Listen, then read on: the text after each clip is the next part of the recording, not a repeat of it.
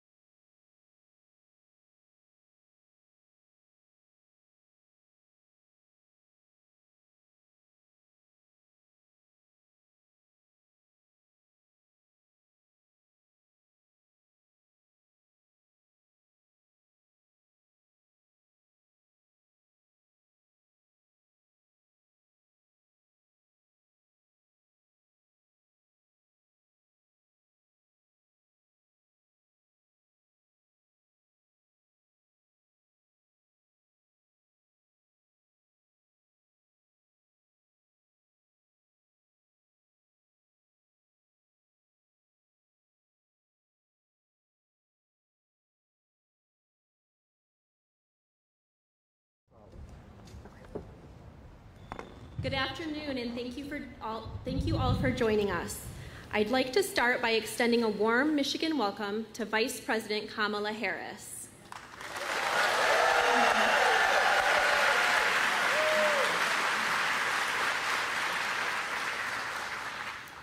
My name is Amanda Stratton. I'm a proud resident of Caledonia, Michigan, and a proud mother of two, a 9-year-old son and a 4-year-old daughter.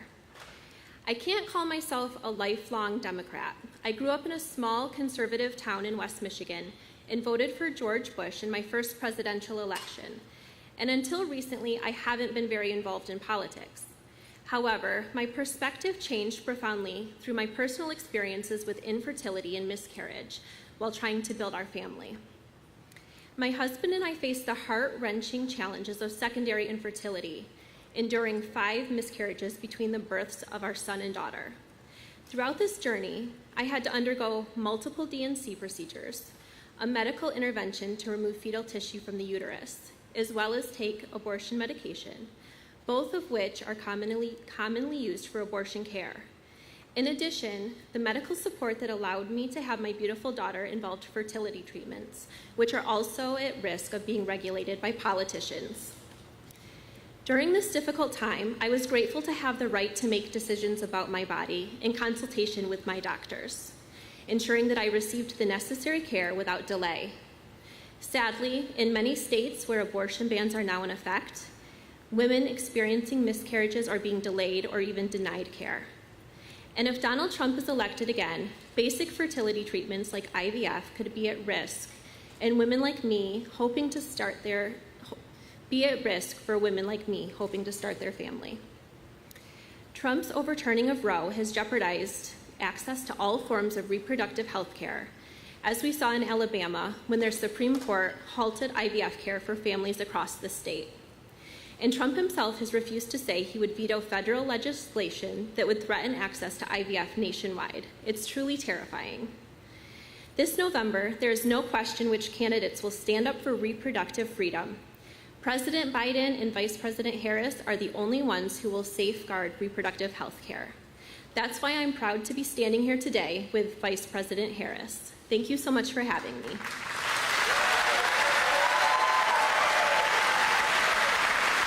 Please welcome Olivia Troy.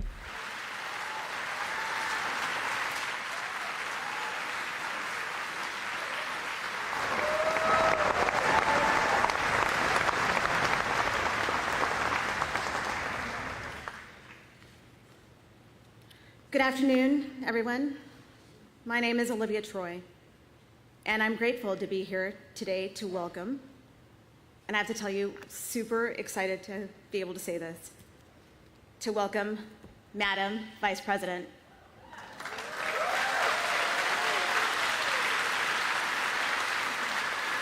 I'm a former Trump-Pence administration national security official, and I like to call myself now a recovering Republican.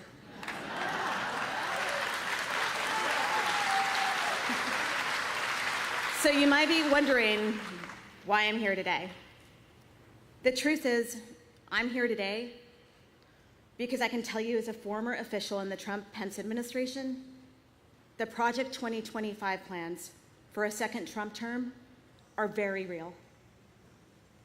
Coming from a party that I supported for my entire life, supposedly concerned about individual privacy and liberties, Trump's Project 2025 is a complete government overreach. Project 2025 would ban abortion nationwide, even without the help of Congress, including right here in Michigan. It outlines plans to criminalize providers for sending or receiving medication abortion in the mail. It talks about tracking miscarriages and reversing protections for a woman's right to emergency abortion care. The plan even outlines policies to restrict access to contraception, including allowing employers to deny workers access to birth control coverage and even targeting emergency contraception. And if you don't believe this is real and that they will do it, I can tell you, when I was in the Trump-Pence administration, I saw a draft of one of these executive orders that's referenced in Project 2025. It was being written back then. I was warned to keep my head down, to be careful and not say anything about it, and that hopefully I would be okay. I know the authors of this plan because I worked with them. I was in cabinet and policy meetings with them. I'm here because I refuse to stay silent.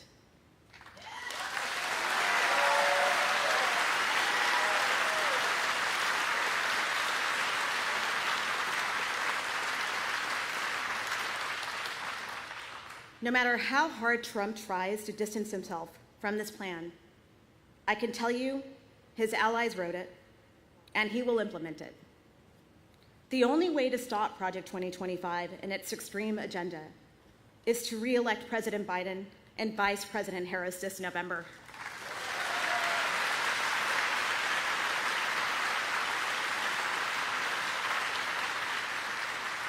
President Biden and Vice President Harris have been fearless fighters for a woman's right to choose and believe these decisions should be made between women, their families, and their doctors, not politicians.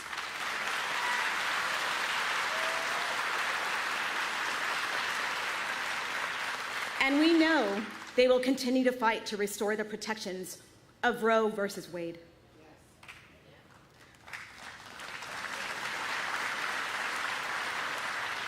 The choice this November is clear.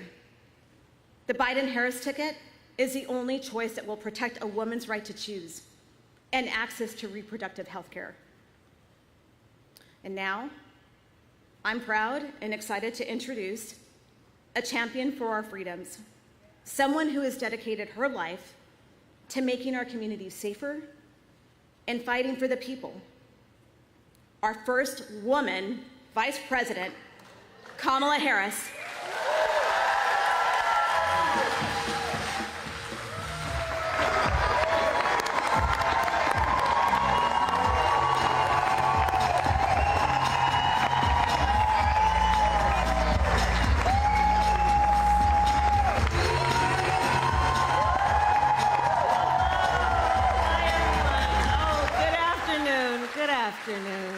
Good afternoon. Please have a seat, everyone. Please have a seat.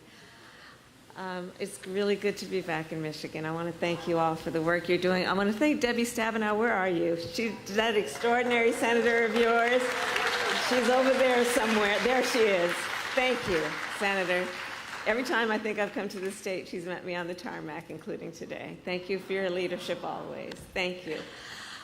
Before we begin our conversation today with these two extraordinary leaders, I do want to discuss briefly what happened on Saturday. I've not had a chance yet to publicly talk about it, but I will say a few words about the attempt on the life of former President Trump over the weekend. As we all know, it was a heinous, horrible, and cowardly act. My husband Doug and I are thankful he was not seriously injured. That day, as soon as we saw what was happening, we said a prayer for his well-being.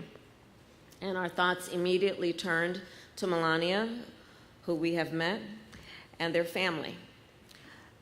The bottom line is no one should have to fear for the safety of a loved one because they serve in public office. Our heart goes out to the family of Corey Comparator, a true hero who died protecting his family.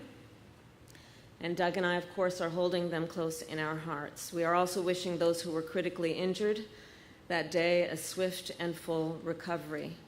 And we are thankful to the United States Secret Service, the first responders, and local authorities. The United States of America, I believe, is the greatest democracy the world has ever known. Yes.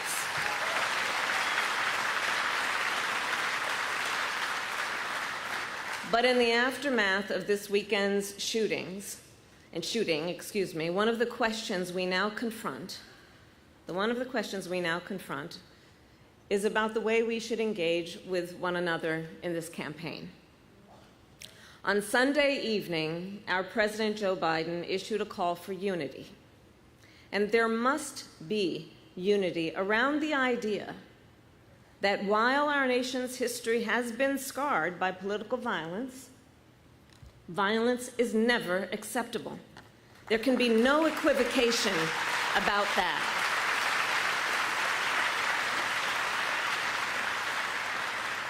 At the same time, the hallmark of American democracy, the hallmark of any democracy, is a strong competition of ideas, policies, and a vision for the future. And just as we must reject political violence, we must also embrace a robust discussion about what is at stake in this election. The surest way to reaffirm the strength of our democracy is by engaging in a vigorous and civil exchange of ideas. And one of the ideas and one of the principles that is at stake in this election is the issue of reproductive freedom. And that is why I am here today to discuss that topic, and I look forward to our conversation. Thank you all very much.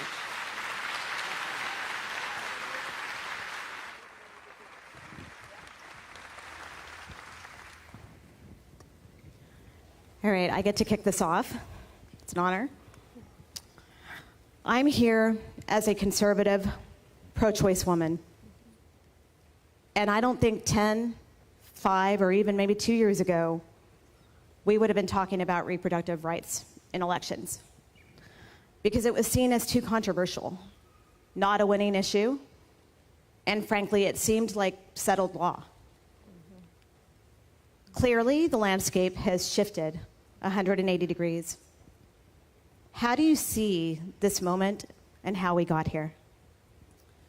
So first, I want to thank the two of you for your extraordinary courage and leadership on this issue. The voice that you each have carried and continue to carry is the voice of so many people who may not have the ability to do what the two of you have done so courageously, and I thank you for that.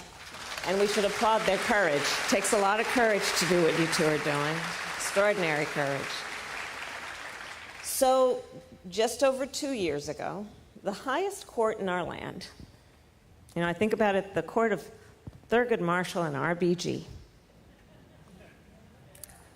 took a constitutional right that had been recognized from the people of America, from the women of America. And thereafter, in state after state, extremists proposed and passed laws that would punish healthcare providers. I mean, in a state like Texas, their law provides for life in prison for a doctor who administers care. Laws that would punish women, criminalize doctors, punish women. Laws that make no exception even for rape and incest. Many of you know I started my career as a prosecutor. You may not know one of the reasons why. When I was in high school, I learned that my best friend was being molested by her stepfather. And I said to her, you have to come stay with us. You have to come live with us. I called my mother. My mother said, of course she does. And she did. So I decided I wanted to take on a career that was about protecting, in particular, women and children from violence. And the notion that these extremists would say to a survivor of such a crime of violence and a violation of someone's body, and to say to that survivor, and you have no right or authority to decide what happens to your body next, that's immoral. What has been happening in our state is that, I've talked with so many women who have a similar story to what you have shared, women who want to have children and have gone through the horrible experience of a miscarriage and need care, need medical care, and denied access to an emergency room because the healthcare providers there believed they would be exposed to a criminal case if they helped. The number of stories that I've heard about women and their partners, their spouses, their families silently suffering. Think about what's happening in our country when you know that the majority of women who receive abortion care are mothers. Okay? Well, God help her if she's in a state with a ban. God help her if she has paid family leave or affordable child care.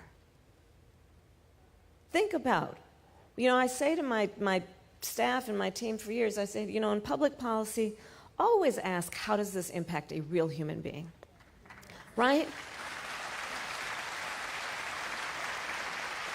So think about what we're saying to her. That God help her if she's got extra money to buy a plane ticket and for a hotel room.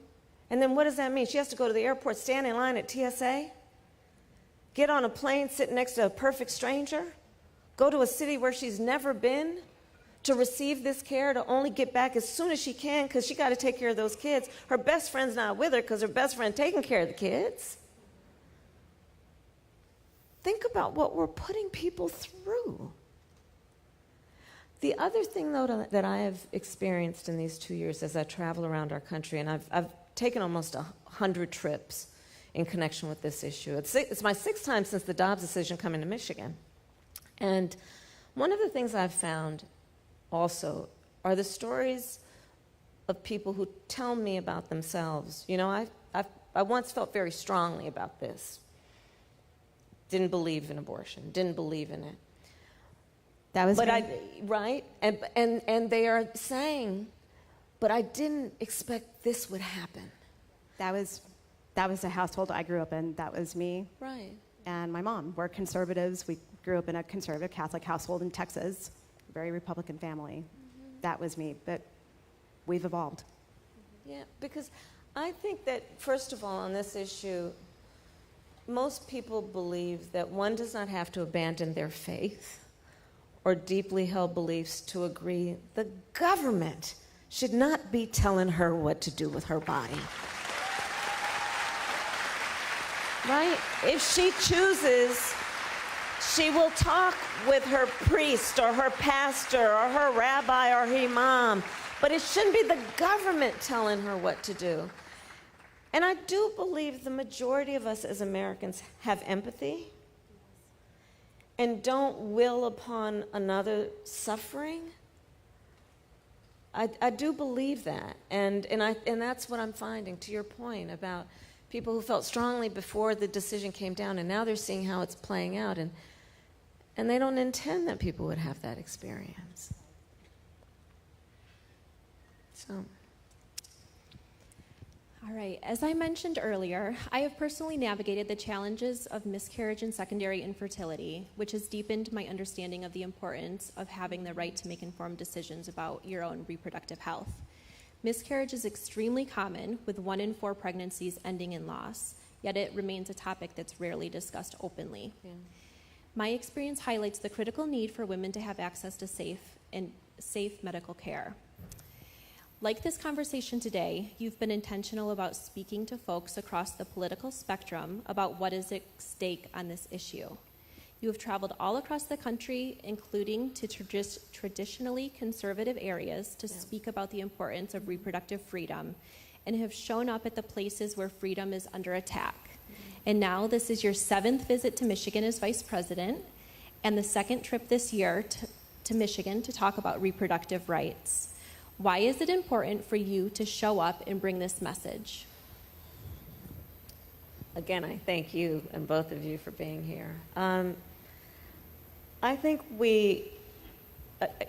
I'll repeat the point that I made earlier. I think that most of us agree that we shouldn't allow supposed leaders to do things that hurt people. There's something very basic about this. I think that there is something that is very basic about this in terms of who we are as Americans and our founding principles, which include a founding principle that we believe in freedom. We believe in freedom. Freedom from the government telling us what to do about matters of heart and home. We believe in the right of people to make basic decisions like when and if they will start a family and how. In traveling the country, part of what I point out, which is what we all know, regardless of your gender, think about this. If we, in this year of our Lord, 2024, have a state of being where the government can tell you what to do with your body, I mean, the most basic of things you should have control over, everybody better watch out about what other freedoms you're taking for granted.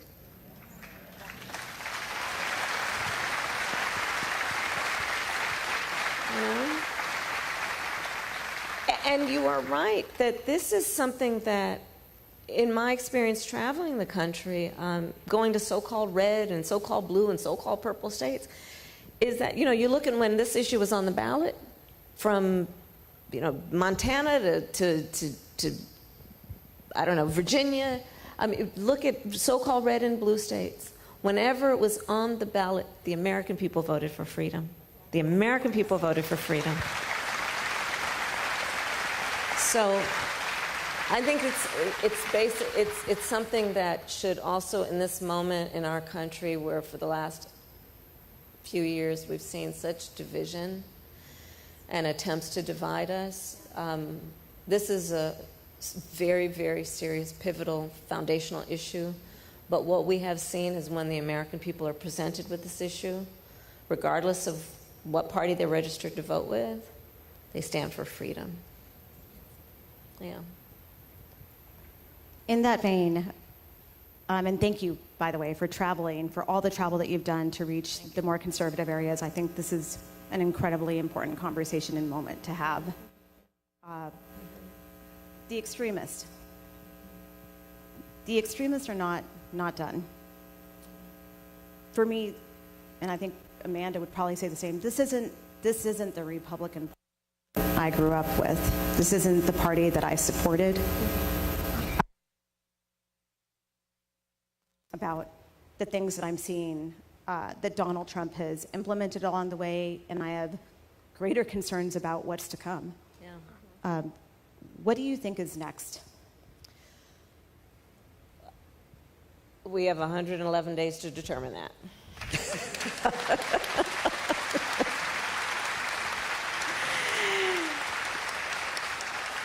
Because therein also, in the midst of those who are trying to take individual freedoms, including the power to make basic decisions about your own life, we should remember the power of the people to make a decision about who sits in these offices. And that power rests with us, each one of us. And in these moments, we should not become dispirited.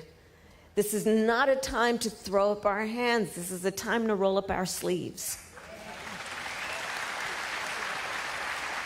But you're right. I mean, so the former president, first of all, listen, he hand-selected 3 members of the United States Supreme Court with the intention that they would do exactly what they did. And he's told us over and over again who he is on this subject. And then now, well, there's a bit of a gaslighting going on where, oh, well, no, I just believe it should go to the states. Okay, so first of all, any of the historians here will know what that means when we start pushing states' rights. But let's put that aside. Okay, so you believe it should go to the states. Well, the way I look at it is, then let's look at all the, I think it's now 21 or 22 Trump abortion bans in those 21, 22 states, which again, make no exception, some for rape or incest, which have contributed to IVF clinics and care being stifled, which have contributed to women having, awful experiences around miscarriage, which have contributed to people who are doctors and nurses and healthcare providers being afraid they might go to jail for administering care. And, and then recently the former president selected his running mate, the Senator Vance, J.D. Vance. Understand, this is a fellow who in the United States Senate participated in blocking protections for IVF. This is an individual who has said he is for a national, and has made every indication that he is for a national abortion ban. And so, again, this is where the power is with the people. We have an election coming up. Listen, in contrast to the former president, Joe Biden has been very clear. If there were any attempt at a national abortion ban, he would veto it. And if we have the right people in Congress, people like Debbie Stabenow and others, and they put back in law the protections of Roe v. Wade, our President Joe Biden will sign it into law.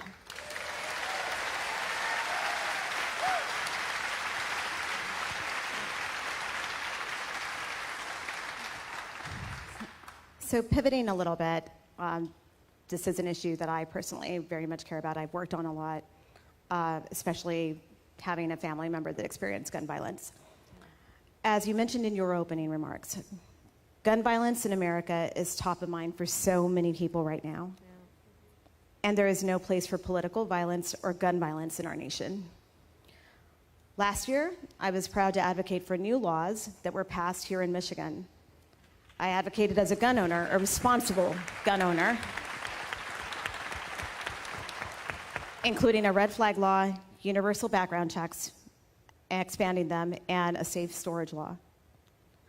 But we know that we still need additional reasonable gun safety laws at the federal level. How are you and President Biden working to address gun violence in America? So, Olivia, you've been a great leader on this, and I'm sorry for the personal tragedies that you've experienced. Gun violence in America today is the #1 cause of the death of children in America. Think about that. The #1 cause of the death of children in America is gun violence.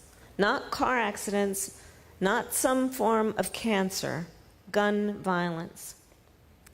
Today in our country, 1 in 5 Americans has a relative, a family member who was killed by gun violence. And it doesn't have to be this way. And it's a false choice for people to say, well, you're either in favor of the Second Amendment or you want to take everyone's guns away. I'm in favor of the Second Amendment. I'm also in favor of the assault weapons ban, of universal background checks, red flag laws, right? And to your point, the leadership here in Michigan has been extraordinary on this. And we need people in Washington, D.C. to watch what you all have done and how you've done it, because you've also pulled together coalitions of people, Democrats and Republicans and independents. That bill doesn't care who you're registered to vote with.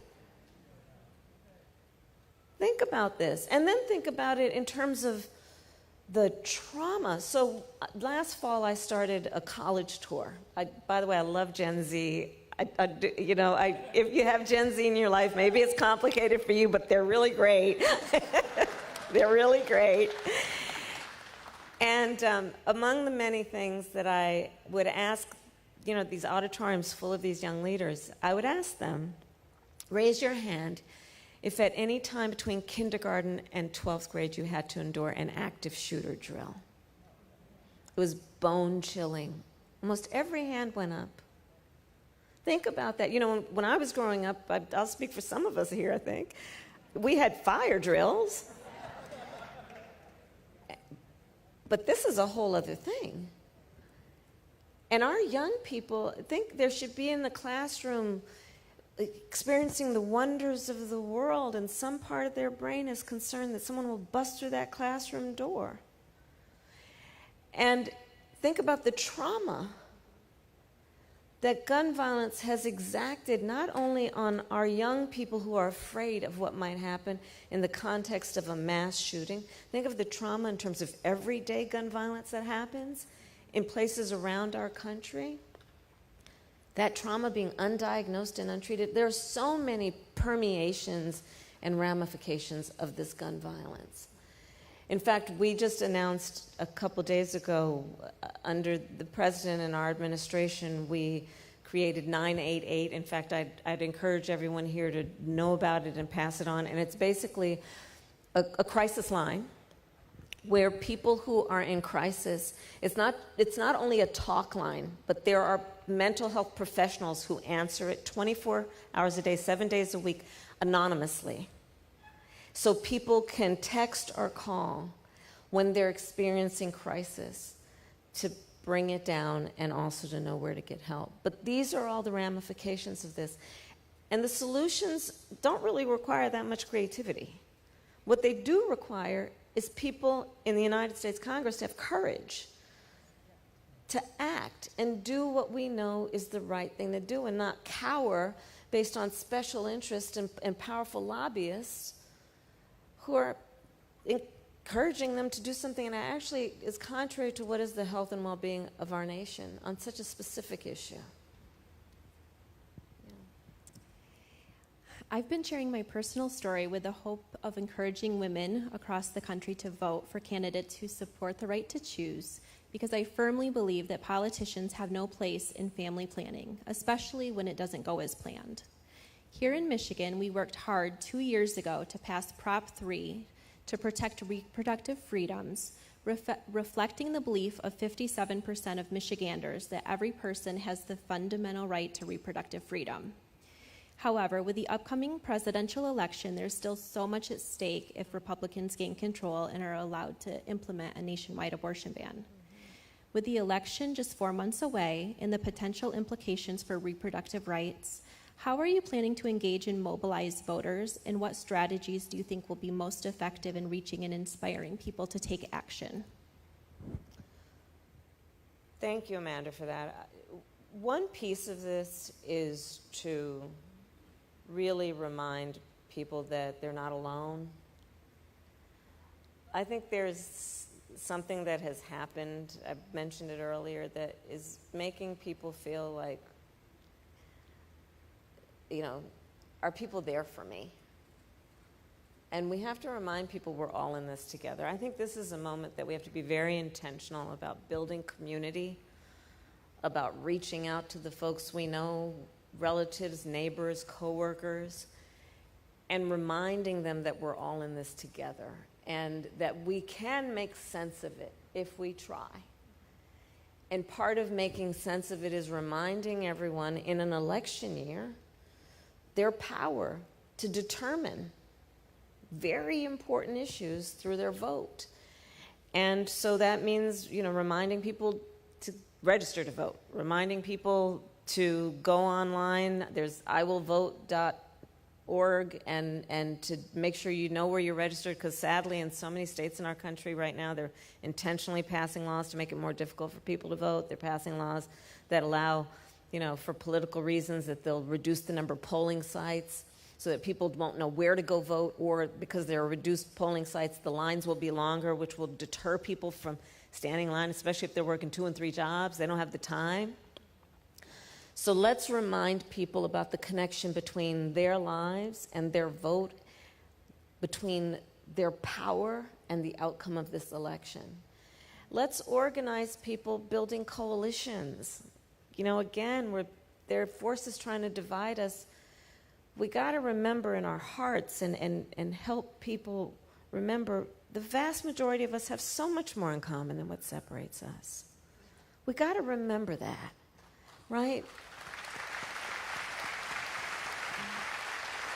I think that's critically important. Sometimes these kinds of moments have a tendency, if not an intention, to make people feel small and make them feel alone and disempower people.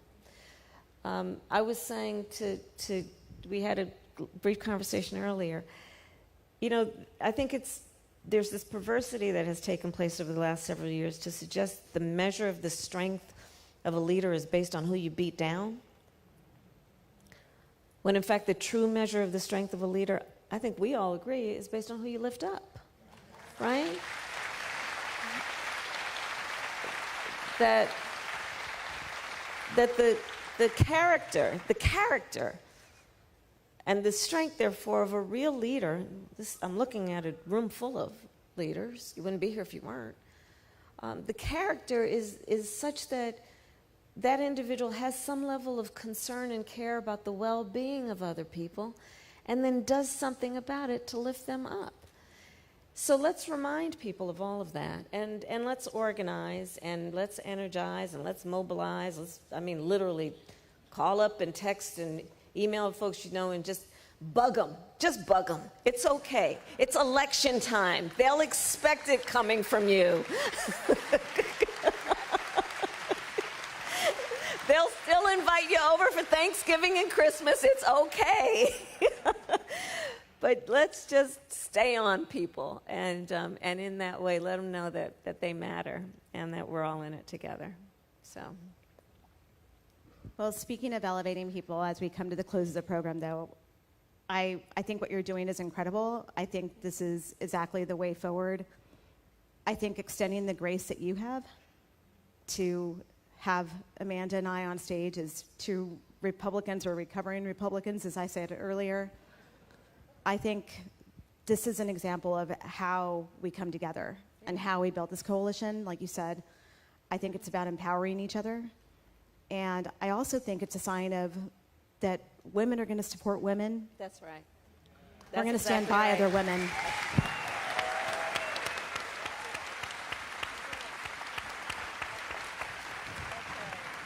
So I hope that that's a message that carries forward. And thank you for providing that avenue for us to come together. I do think that this is a big moment in time for our political system and what's at stake. And so I think that I hope that this serves as an example for others to have these types of conversations with each other and to extend that grace and understand that we're going to stand by each other. They don't get to win when we're together. That's exactly right. Thank you. And with that, thank you all.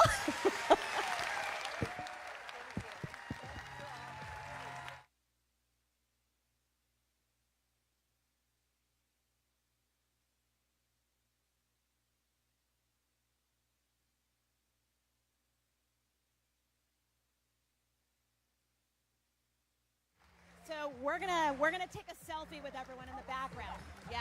Who's got the phone?